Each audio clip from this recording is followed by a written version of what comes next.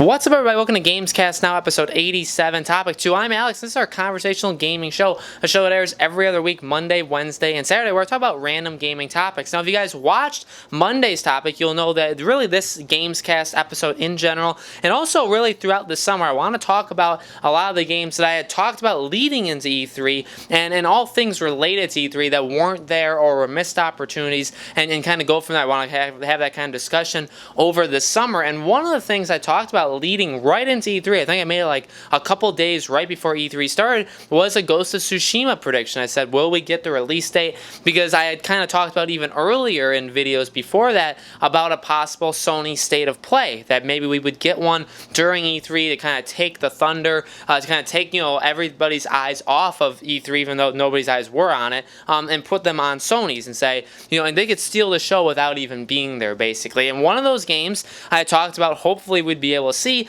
is Ghost of Tsushima. The Last of Us Part 2 has its own problems. Last of Us Part 2 is a game that I see so many rumors on, literally weekly, of when this game is going to come out, what's it going to be about, what's it going to show, all this stuff, and none of them end up being true. So I really just kind of, if I see a rumor on The Last of Us Part 2, I kind of throw it out, and if I talk to you guys about it, I'll mention it, but I really just give my own opinions about what I think with The Last of Us, because I feel like my opinions and my thoughts are better than 1,000 of the rumors that come out. Ghost of Tsushima is very different from that in that we haven't really seen much at all about this game. We've known Sucker Punch has been working on this game for a very, very long time. In my opinion, I do believe that they were working on an Infamous game and it was canceled, and now they're working on Ghost of Tsushima.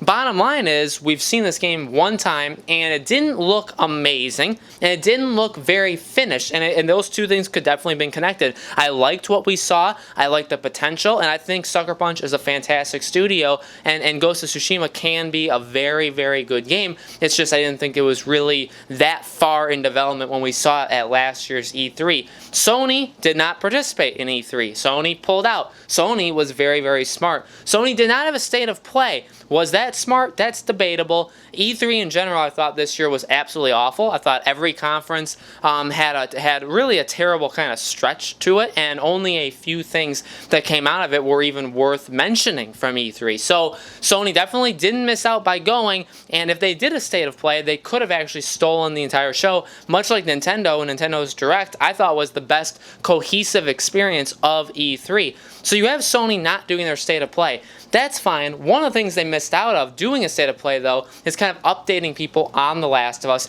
and on Ghost of Tsushima. Again, The Last of Us I do feel like is further along, but at the same time, I thought The Last of Us was the closest of the three: Death Stranding, Last of Us, Ghost of Tsushima, and I thought that was the closest to being done. That obviously is not true. Death Stranding is the closest to being done and will be the first one to release, which I think if you would have told people 5 years ago or 4 years ago, whenever they acquired Hideo Kojima and gave him his own studio, that his game would come out before these other two, you would have probably said that they were wrong, but turns out, you were wrong. Now, what do we have left? We have Ghost of Tsushima, and we have The Last of Us Part 2. I feel, and Sony has kind of reaffirmed, now they did do this right before E3, they reaffirmed that all three of those games are PS4 games. I actually believe them, considering Death Stranding is way closer to being done than I thought. I feel like Ghost of Tsushima, though, is the furthest away. I feel like it's not done to the extent that The Last of Us is.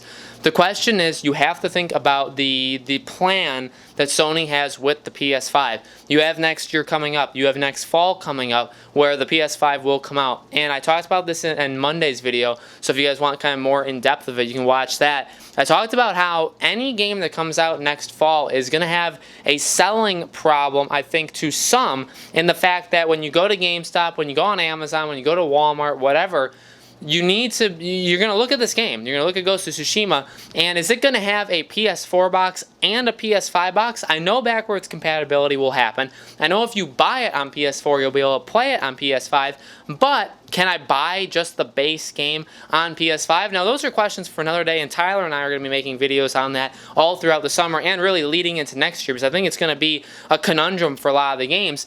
Any game that comes out is going to have that conundrum to deal with, that how do we sell this in the right way? The only way you get out of that is by making it come out next spring.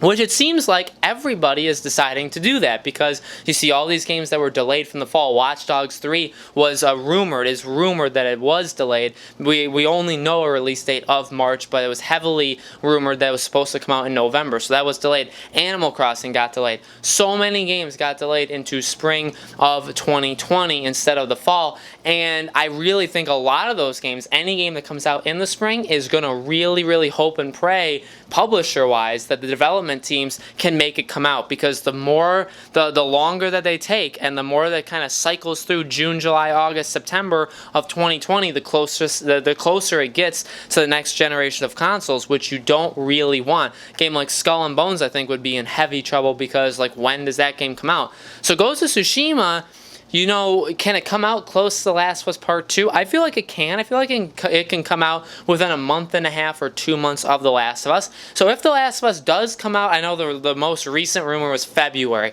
2020. I've always said it would come out in June. I did think at some point it could have come out in June of 2019, but here we are. So I do still think June of 2020 is possible. So it could come out in February. That's a possibility. If that happened, could Ghost of Tsushima come out in like April or May? That's very possible. The question is, when do you announce it? When do you show it again? Sony can do a state of play now whenever they want, and I highly advise them. Not that they watch me and not that they need to take my advice, but I do think we should see a state of play before the summer ends. I think that everybody, although I think, failed at E3, and Nintendo did a pretty okay job. Microsoft, they showed things and things were on screen, but did they really do a good job? That's debatable. Bethesda did awful. Ubisoft, besides Watch Dogs, did awful. Square Enix did pretty terrible. You know, all these companies tried. At least they all got points for trying, but nothing really came out of it. But at least, here's the thing though, at least we got some announcements on kind of existing properties.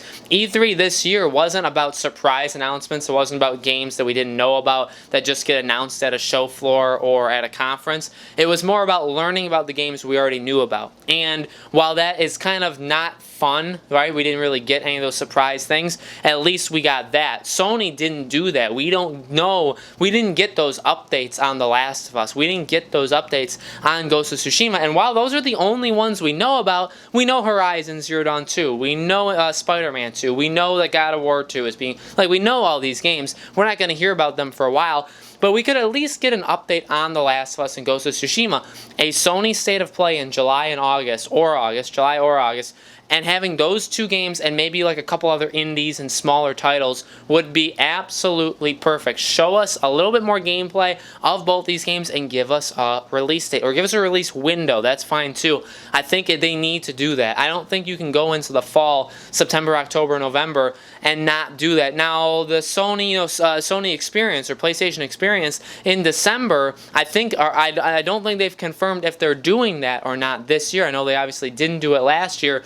It would be nice to do it this year. That would also be another opportunity to give us a release date to these games. I don't know if they will. If they don't, then this Sony State of Play is really the only way that they can do it, or that I think that they should do it. This is not a thing you announce on Game Informer, that the Game Informer cover of September is Ghost of Tsushima, and here's all the stuff they learned about, and here's the release date. They're not going to do that. Sony can run their own show, and they're big enough, and Ghost of Tsushima and Sucker Punch are big enough where they can kind of have their own thing. So I do think E3, I think Sony's State of Play was a missed opportunity at E3. I don't think it was necessary. I don't think they lost anything by not being there. I think they kind of showed that they're very, very smart, and that anybody that did go, they kind of wasted their own time going. But at the same time, they did miss out on giving us some more info on Ghost of Tsushima, and that is specifically for this video talking about that game. Ghost of Tsushima, I wish we saw more of. That doesn't mean we won't get more of it. I do think before this summer is over, I think by September,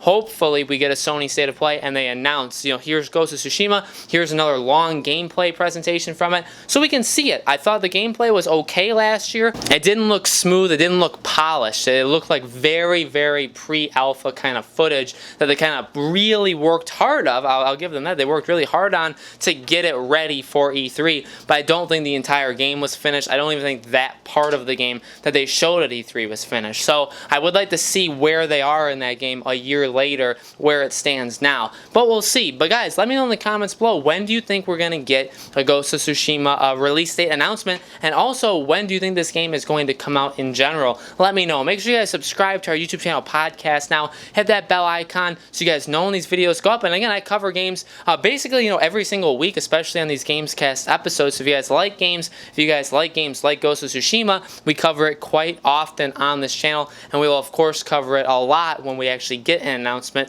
and when the game actually comes out. So thank you guys so much for watching. I'll see you on the next video.